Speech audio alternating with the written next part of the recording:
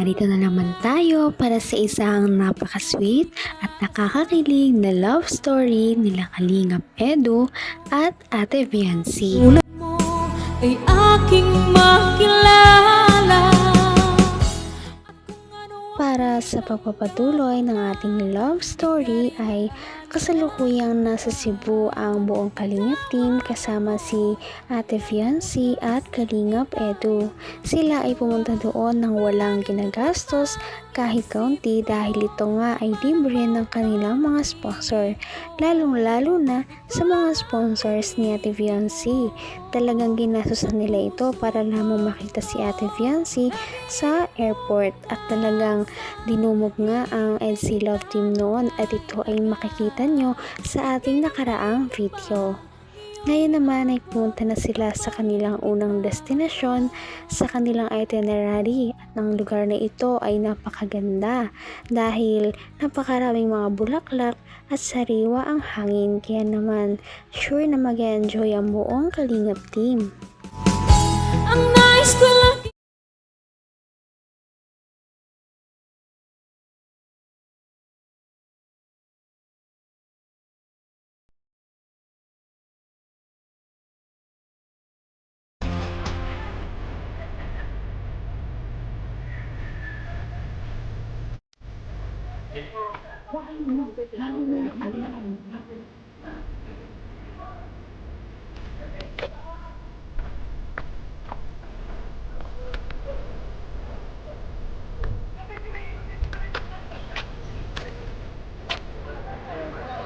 Ganda dito, no? Sobra po. Sobra po. First time ko lang dito makapunta. Ako din naman po. Para pala dito sa Hong Kong, sa Dapit dati. Para sa taas. Alam ko po mas maganda dun. Maganda rin naman dito, ah. Okay lang. Sobrang... Lalo na at nandito nga. Mas okay. mahal kita pa.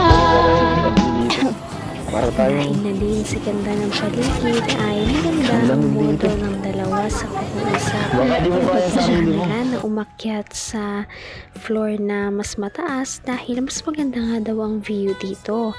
Nasabi ni Kalingap Edu na kung gusto daw dito tumira ni Ate Viancy ay pwede naman daw silang tumira doon. At sabi ni Kalingap Edu na napakaganda daw ng paligid. Kung magpropose daw siya balang araw ay dito niya daw gagawin. Nagulat naman si Ate Viancy at natawa na lang dahil kung ano-ano daw ang sinasabi ni Kalingap Edu. Ngayon, tinanong naman niya si Kalingap Edu kung kanino daw ba ito magpropose at ang sinabi naman ni Kalingap Edu ay mas nagpangiti kay Ate Viancy at ito na nga ang kanyang mga nalaman.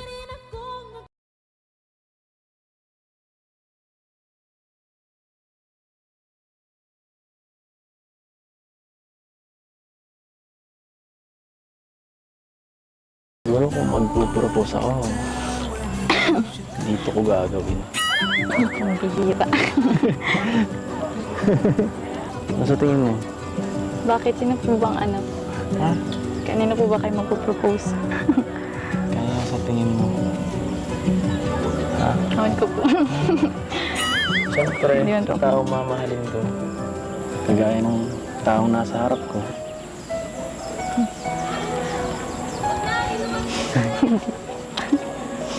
Tato. Dito ka nga tumingin.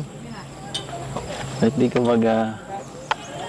hindi ka makatingin sa akin. Ano yung Wala na po kasi sinasabi niya.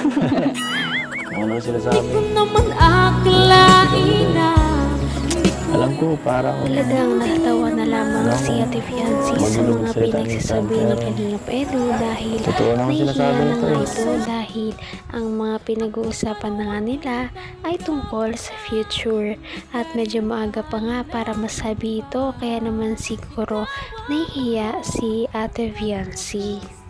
Sabi naman ni Kalingap Edu na hindi daw ba siya mukhang katiwa-tiwala. Sabi naman ni Ate Viancy na minsan, kaya naman nagtawanan na naman silang dalawa. Maya-maya ay napag-usapan naman nila ang tungkol sa kanilang pagiging love team.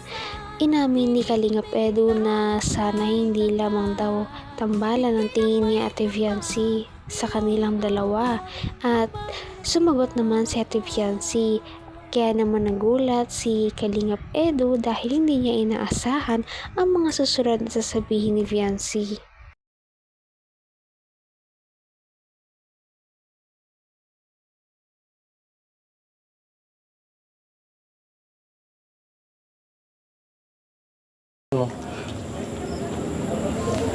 Lagi mo akong pinagdududahan. Mukha ba akong hindi mapagkakatiwalaan? Minsan po. Grabe ka. Grabe ka. Pero salamat kay Eds kasi Bakit? dahil sa inyong kasama na naman po ako dito. Di naman dahil sa akin yun. Dahil sa mga taong nagmamahal sa'yo. Sila ang pasalamatan mo. Siyempre po, pinapasalamatan ko na din po yun. Pero kayo din. Kayo din po. Bakit? Bakit sa akin? Nagulat Siyempre, talaga kung wala po si yung Kalingap natin. Edu sa mga susunod na sasabihin Kung ni wala Ate ang- Fiancy mamaya-maya, Tumalan natin. dahil napapakita ito na parang iba na rin talaga ang feelings ni Ate Fiancy para kay Kalingap Edu. Kaya naman medyo napangiti si Kalingap dahil sa mga sinasabi ni Ate Fiancy, dahil kung dati ay hindi man ito napapasalita kahit kaunti dahil napakatahimik nito, ngayon ay talagang nag-voice out na siya ng kanyang mga tunay na nararamdaman. Minsan nga ay nagbibiro pa siya kay Kalingap Edu at bumabanat na rin. Hindi na rin ito nagwahuli sa pagpapakilig sa isa't isa. Kaya naman mas lalong natutukan ito ng mga viewers at mas lalo sila na iti-trending dahil sa kanilang mga usapan.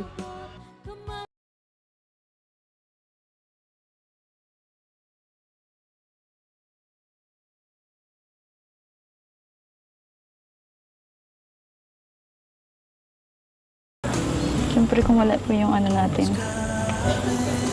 Kung wala ang Yung tumalan natin. tambalan lang. Tambalan lang ba ang tingin mo sa atin? Dito sa ginagawa natin to.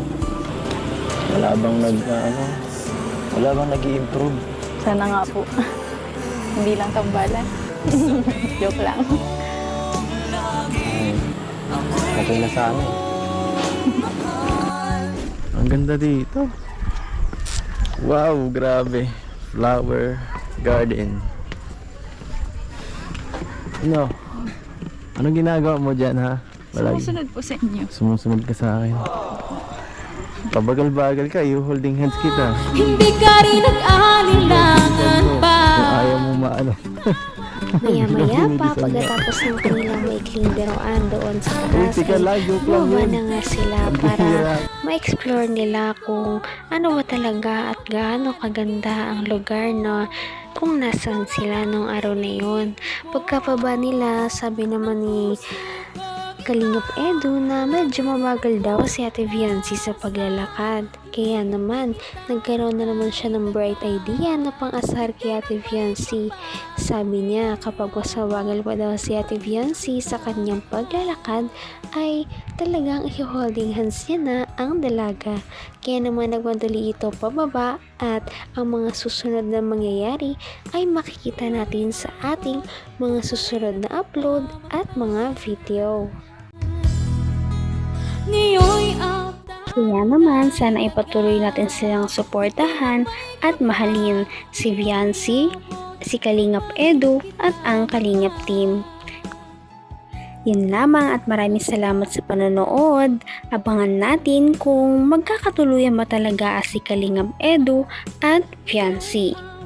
Hanggang sa muli. Bye! Ngayon'y abot kamay na kita.